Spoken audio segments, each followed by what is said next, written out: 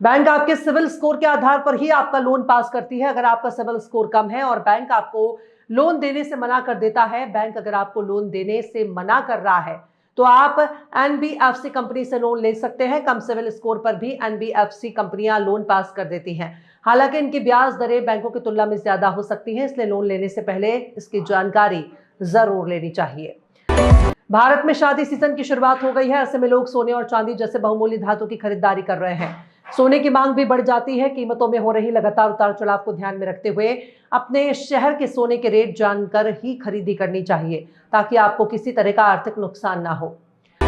Crypto currency बाजार में पिछले कुछ दिनों से लगातार गिरावट देखने को मिल रही है। दुनिया की सबसे बड़ी और पुरानी क्रिप्टो करेंसी बिटकॉइन के भाव भी लगातार गिर रहे हैं। गुरुवार 20 नवंबर को भी बिटकॉइन लाल निशान पर ट्रेड कर रही है।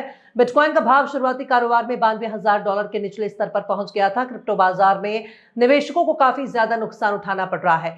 निवेशकों को अक्टूबर महीने में से जारी गिरावट से लेकर अब तक $1 ट्रिलियन से अधिक का नुकसान हुआ है। उत्तराखंड सरकार ने राज्याधीन सेवाओं में अगले 6 महीने तक किसी भी प्रकार की हड़ताल पर रोक लगा दी है। इसके लिए शासन की ओर से आधिकारिक अधिसूचना जारी कर दी गई है। सरकार का कहना है कि यह कदम लोकहित में और आवश्यक सेवाओं को सुचारू बनाए रखने के उद्देश्य से उठाया गया है। अधिसूचना जारी होते ही राज्य की सभी सरकारी सेवाओं में हड़ताल करने पर पूर्ण रूप से प्रतिबंध लग गया है।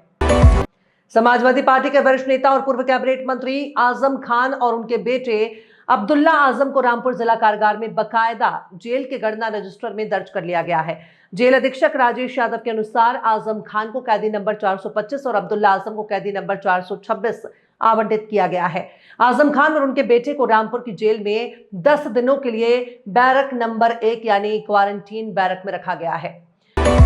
दुलारचंद यादव हत्याकांड के आरोपी और बिहार के मोकामा से बाहुबली विधायक अनंत सिंह को कोर्ट से बड़ा झटका लगा है। सिविल कोर्ट से उनकी जमानत याचिका खारिज कर दी गई है। अब अनंत सिंह पटना हाई कोर्ट में इसे चुनौती देंगे। अनंत सिंह को बिहार विधानसभा चुनाव के प्रचार के दौरान 30 अक्टूबर को दुलारचंद यादव की हत्या के आरोप में गिरफ्तार किया गया था। टमाटर की कीमतों में गिरावट के बाद बीते कुछ दिनों से टमाटर की कीमतों में फिर से उछाल देखने को मिल रहा है और ये लगातार बढ़ता ही जा रहा है, जिससे एक बार फिर से खुदरा बाजारों में टमाटर की कीमतें 80 रुपए प्रति किलो तक पहुंच गई है। आमतौर पर साल के इस समय से टमाटर सस्ता हो जाता है, लेकिन बीते दिनों मौसम की मार से खराब हुई फसलों के कारण महंगा हुआ टमाटर एक बार फिर से लोगों की रसोई का बजट बिगाड़ता नजर आ रहा है। नई दिल्ली में वायु प्रदूषण एक बार फिर गंभीर स्तर को पार कर गया है। गुरुवार को राजधानी का AQI 535 दर्ज किया गया, जो सीधे सीधे खतरनाक कैटेगरी में आता है। इसका मतलब है कि हवा इतनी खराब है कि सेहत पर तुरंत असर डाल सकती है। PM 2.5 और PM 10 जैसे खतरनाक कणों की मात्रा लगातार बढ़ रही है।